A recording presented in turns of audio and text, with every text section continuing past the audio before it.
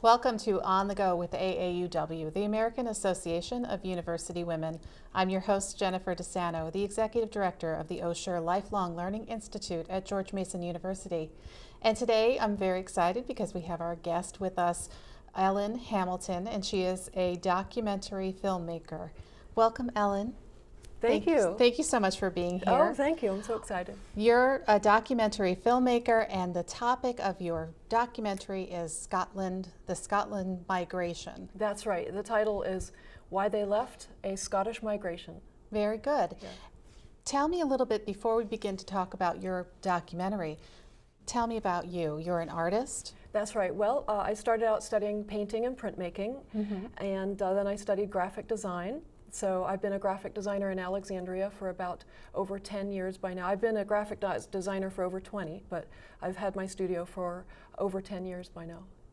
And part of your project is going to include some animated graphic design. That's right, yes. Well, I started out designing, for print and websites and these kind of things, and signage and all those kinds of things, but I got involved I wanted to have the graphics move. So I started learning motion graphics, so I got the software, After Effects and Premiere Pro, and started learning, doing the graphics for video. And I started joining the various organizations and learning about filmmaking and video and making videos. And then I got involved in this project and just thought a film would be a great way to tell this story.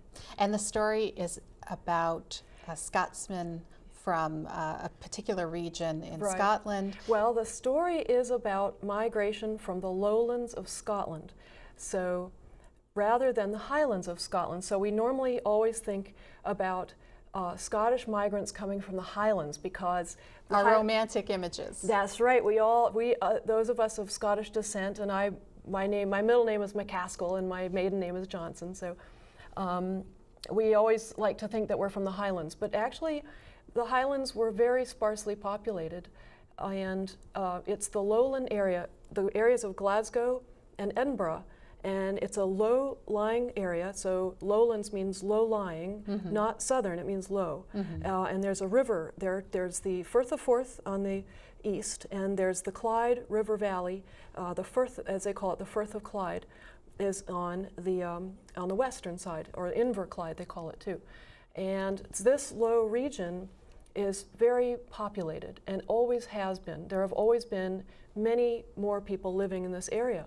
So while we all love to arrive in Scotland and dash up to the north and go to the beautiful Highland, and they are beautiful. And see the bagpipers on the shore and, and the kilts and that sort of. It is gorgeous, and I absolutely love going there.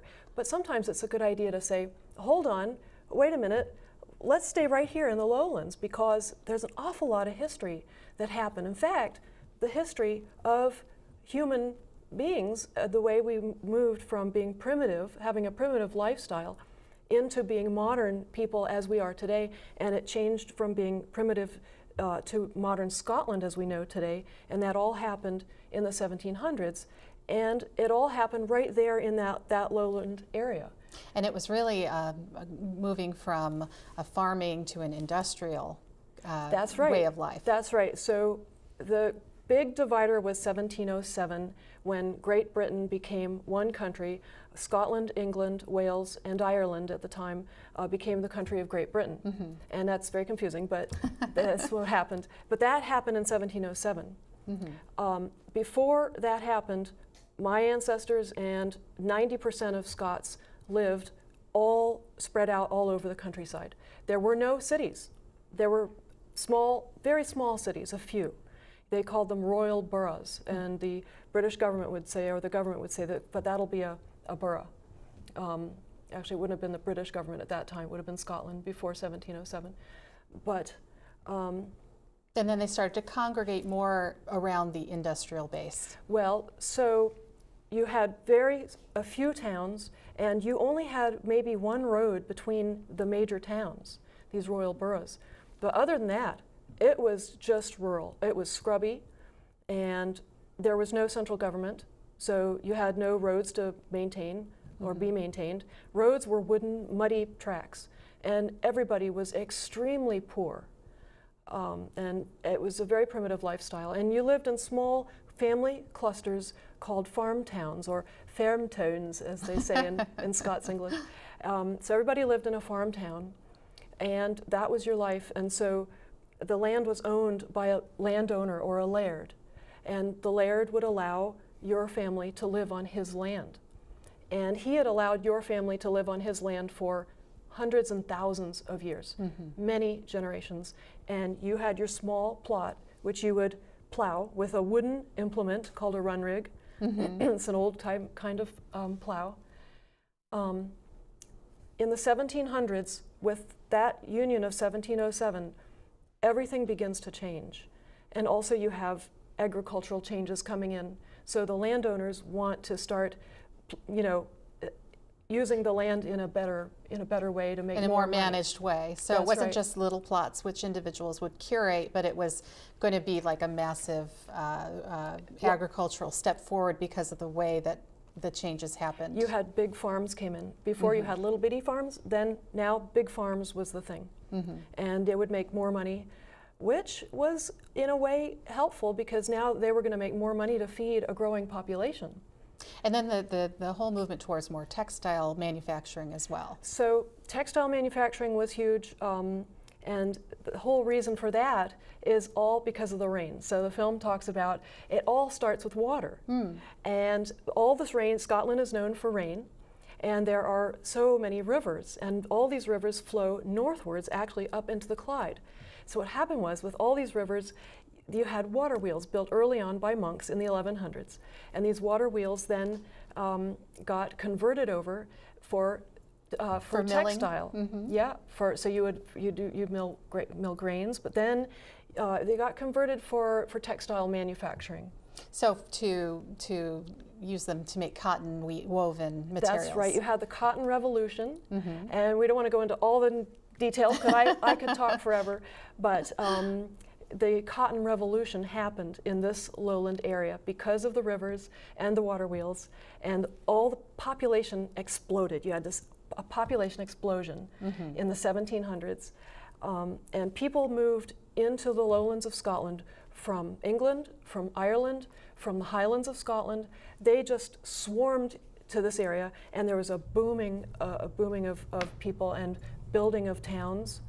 And the landowners were pushing people out into these towns. Towns were growing. Street grids were being put down. It was as big of a revolution as today's digital revolution. Yes. It was that big, and yet not many people seem to know that much about this story. So this major manufacturing hub started to evolve, but at the same time you have this constant stream of exodus of Scotsmen leaving the country and going other places. That's right, yes. So it's kind of like all the people flowed into the south of Scotland. You have a population boom, and then from there they all left down the Clyde River and out towards the west. But I have to say, migration out of Scotland has been constant and steady. It wasn't really a wave. It always was happening. It was happening in 16, 17. But what happened in 1707, that allowed ships to actually leave Scotland directly and go directly out to America, which they couldn't do before then. And your character, the individual that you're going to be focusing on for the film, Right. What's his name? So William Gregory, so I realized I've got to have a person, a subject, a character. Yes. Shall I tell you how I found him? Please, yes. Okay. Well, so I did all this research on all that history, and I thought I got to find a person. And I'm involved in the history community in the archaeology department in Alexandria. And the Alexandria Times newspaper has a history page. And there was an article there written by Lance Malamo, who was the head of the history department of the city at the time. And it says, there's this house on North Washington Street, and it was built or partly built by William Gregory, who came from Kilmarnock. And a light went off, and I said, I know Kilmarnock. That's in Ayrshire. That's in the lowlands of Scotland. I've been reading about that. That was very involved in this whole textile and manufacturing happening there at Yes. the time, right? So he came out to seek his fortune? That's right. So, and he was not a famous guy, but I really lucked out. So I chose William, and then I had to find out about William. So I had to go to the Presbyterian Meeting House and to various places and historians and read up as much as I could. But through various means of different people, I came upon the offspring, the descendants of William. I really lucked out. William's family were very literate, and they wrote lots of letters. So when they sent William over, William wrote letters home the whole time. Now it took a letter 2 months to get home. So William came to Alexandria at the age of 18, all alone by himself, and he's waiting for letters from home, but it takes 2 months, so you can imagine how hard that was. Yes. But back to the family. So I found the descendants, and the descendants said, well, we have a trove of letters. Wow. Yeah. And what year was this? What years was that encompassing, that trove of letters? The letters? Yeah. The letters really, From 18 through his lifespan? Well, I have not seen them all, but the ones that I have gotten, which is probably 60 or so, I started with William in 1807 when he comes across, and clear on up through the film kind of. Well, I'm not going to tell you. Don't have to tell us all. Yes, I won't tell everything. No spoilers. That's right. But we get letters involved with throughout. William, and we learn about his family, and you have these great resources from the letters that you got directly from his family, which is fantastic. Yes, that's right. Now, the letters, so it's a very family that loves to write. Yes. So many letters are going back and forth. Well, the letters were found in England in the 1960s, I think, by a woman named Eileen Bennett. And she lived in the Lake District, which is where the Brits love to go on vacation. It's a gorgeous area in northern England. Well, Eileen loved to, and I have her letter here that Eileen wrote to the family over here, the descendants.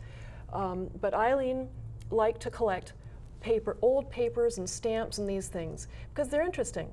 Well, she was in a shop or in a market somewhere, and she saw in an old fish basket a stack of letters, and she wanted to buy them. And the guy claimed he didn't want to sell them, but then he finally agreed to sell them to her if she would share the story with him. So Eileen buys the letters. She goes home. She starts reading through. It's all handwritten from the 18s and 17s, and hundreds.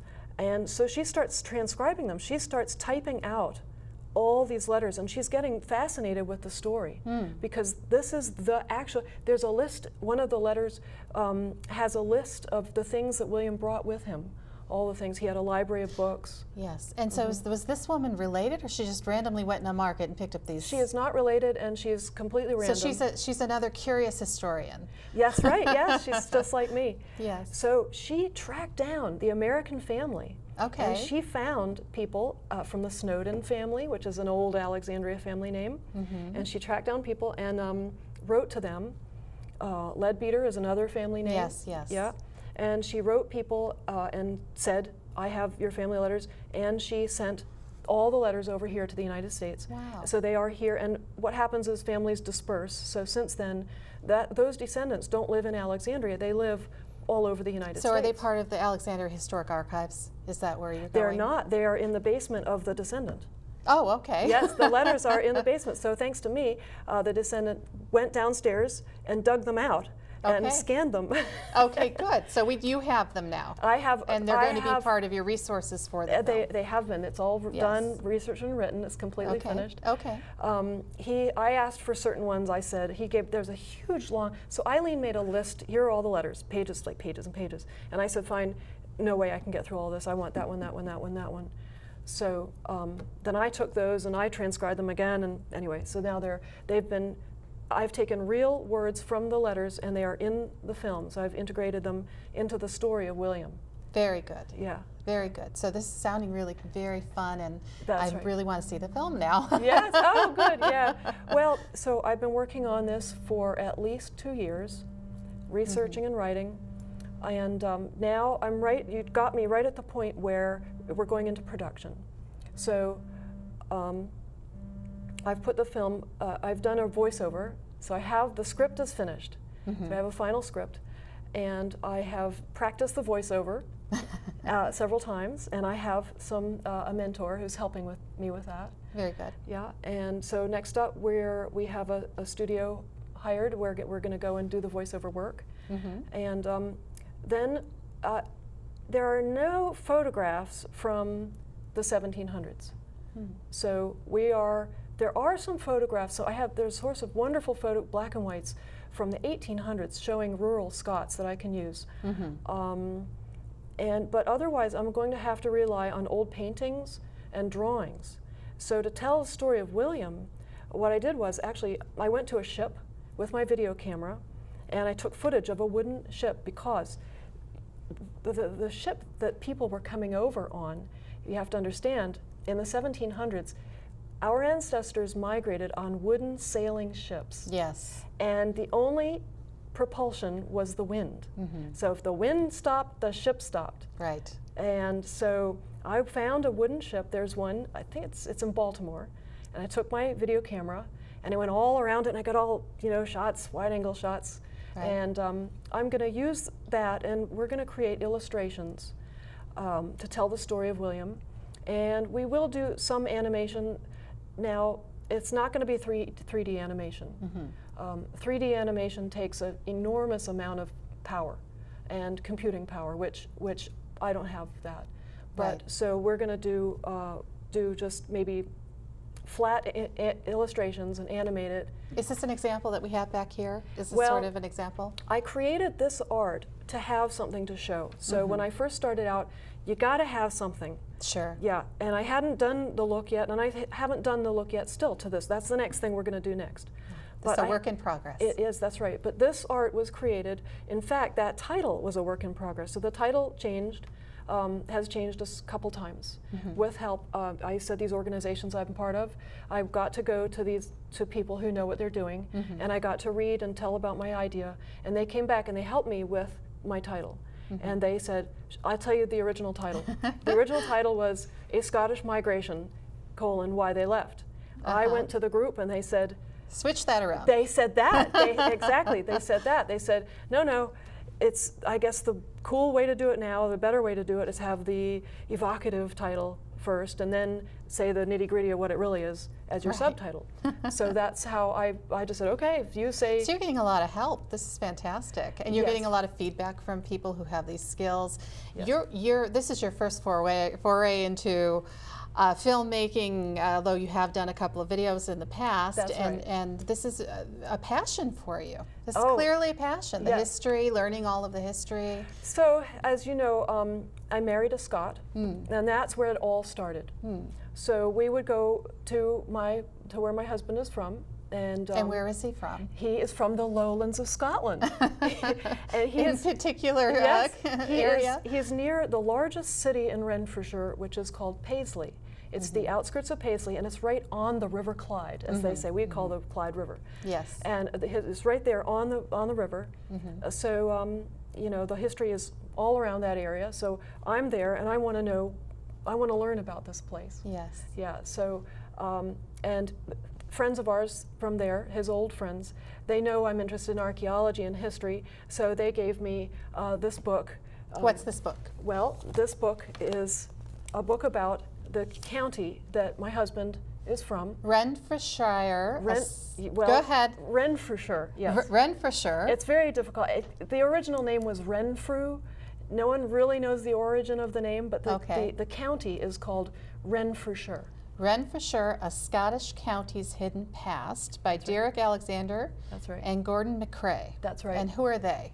So now Derek Alexander and Gordon McCrae are both archaeologists, and Gordon McCrae started the book and Derek Alexander finished it off. So I was able to contact Derek and I was able to interview him, and he is in the video that I've made so far, the little teaser video. You were so moved by this gift of the book from your husband's close friends. I spent a year reading this book, as you can see. All my many, Yes, many... It looks well loved. Yes, my many, many. But I spent a year just poring over that book. Now the book is probably may not mean much to Americans because it's really about the local areas there.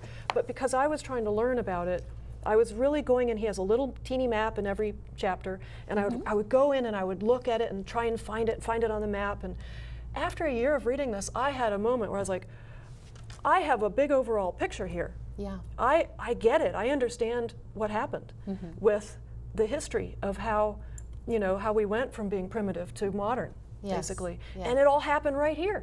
Yeah. So I don't think many people, this story has not been told much. The lowland clearances have not been told. That's another piece of the there's another story. one. What are the lowland clearances? Everybody talks about clearances from the highlands. And because the clearances from the highlands were later, they were in 1850s, 1840s, and they were violent. They were brutal. This is a displacement of the farmers on the land. This is what we were talking about earlier, and it's called clearances. You are clearing the people from the land. So what people remember is that, and the landowner in the highlands would say to the peasants, you have 2 to 3 weeks out. Sure, you've lived here for thousands of years and many generations and lived in this clan system. You've got to go now. And you have 2 to 3 weeks. It was terrible. So that's what we know of. What we don't know of is the earlier clearances. That was the first wave of people coming to the United States.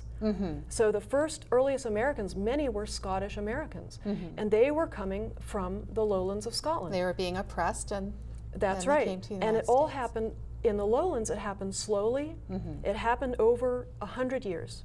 So, as I was saying, you lived on the land, you farmed the land for thousands of years, and at some point, suddenly the agricultural revolution was coming in. Your landowner said, how about 20 years? Here's a new lease. I'm going to give you this lease. And after 20 years, you've got to go. So you've got 20 years to think about it. It's really different than 2 weeks. Right. Right.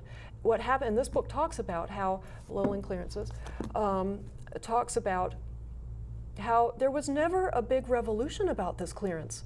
There was never a It's movement. just an accepted, you can't fight it, so. Right. There were small, there were some small ones in the southern part of the lowlands, but for the most part, it was sort of the way society changed.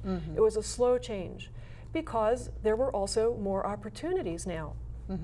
So, yes, it was bad. It was horrible that you were being. It was a lot of a combination of pushes and pulls. You are right about Yeah, that. And these cities with the cotton revolution and the textile industries and many other industries, rope making and mining and lots of things going on then, paper, publishing, everything. But so there were a lot of things that you could, warehouses and the docks and ships coming out and shipbuilding. So there were a lot of things that you could now go to. Universities, you could actually now, if you had the wherewithal, you could go to the university and become educated. So there were a lot of things that you could go do now. And you were now going to start being paid money for the very first time ever. So this was the beginning of a monetary economy as well. There was money before, but it was only used by the kings and the lairds and the landowners. Now you have an opportunity to be sort of self-made men. Or In women. Scotland, you never had an opportunity ever to be a self-made man. Maybe today, but back then, no. There was no opportunity. The only place to be a self-made man, United States, which at the time was not the United States, it was America. Right. It was the colonies. Sure. Right. So much history. that's right. Yes. And you were really inspired, and it's terrific that you've taken this journey of your own to learn about these things that kind of just tickled your fancy and you wanted to learn more about. I bet physically being there when you first started visiting your husband's family was in itself just learning about the history and then kind of time traveling for yourself in a place and then coming back to Alexandria and seeing the influences there. Yes, that's So right. it's just all kind of full circle. Well, I love the history there. As you know, you're surrounded by history. It doesn't mean that people know what's around them, but you've got Roman history there. You have so much history, so it's fantastic. Yeah. And what are your goals for the film? What do you hope to reach people and tell this story? What do you hope to do? I hope to get on TV. Oh, well, you already done that. So I would love for this to be distributed in as many ways as possible. This story really has not been told. And I think that's the reason I felt it really needs to be told. People really don't know this. They know a little bit. They know about the Highlands. They don't know about the lowlands. They get off the airplane in Paisley, it's near Glasgow, and they want to go, you know, straight north. They say, oh, this is very industrial here. It's a big city. It's not particularly, you know, the downtown Glasgow is lovely, but the areas around are, you know, industrial. A lot of warehouses, yeah, a lot of neighborhoods and things. And they say, well, take me to the Highlands right away, as I did. My first visit, we went straight up to the Highlands. We did a gorgeous tour. My point is to say, hold on, wait a minute. Let's stop for a second and let's stay right here in the lowlands. Let's show what the lowlands has, because this area has so much history, the history of people, and the history of our ancestors. Yes. So, exciting. yeah. And you have you did a fundraiser recently, like a tea, a Scottish tea. Tell me who helped to support that for you. Yes, well, I've had several fundraisers. We had a tea where I practiced speaking as I am now. That was good. And we had a genuine British tea. And there's a certain way of doing it, and so we had a lot of fun. Our first big fundraiser was a Burns night. So far I've had for fundraisers, I've had a lot of, I have Scottish and British food. So, oh, that's going to draw a crowd. Yes, that's right. Well, so Robbie Burns, he's quoted in the film, so I do part of a scathing poem in the film by Robbie Burns, just so angry at the landowners and how they're treating the people, which was really a terrible thing, the way people were treated. And so that's in the film. And Robbie Burns is celebrated on his birthday in late January. So it was it's the 25th of January, I think. And so we had a Burns night. It wasn't a traditional Burns night. You're supposed to, well, they say you can celebrate Burns any way you like. When I did the research, you can do anything you like. Yes. But what you normally do is that you have certain things that you do, certain poems that you recite. So we did it a little differently. And my husband and my sister-in-law came out, and they recited Burns, and we had another man as well. Well, that sounds like a lot of fun. And Yes. how can people learn more about it? Do you have a website about Yes. helping to support this wonderful endeavor? Of Yes, course? so the website is scottishmigration-film.com. And I set up that website right away because I have photos there of my trips. I have photos from the events, and I talk about the film. And I also have the actual original newspaper article that first inspired me. It's under the tab for, it's under news or press, something like that. Well, I think everyone should go and visit your website. And thank you so much, Ellen, for being here and sharing your story and your progress so far. Yes. Very nice to have you. Thank you so much for having me. I appreciate it. And thank you for watching On the Go with AAUW.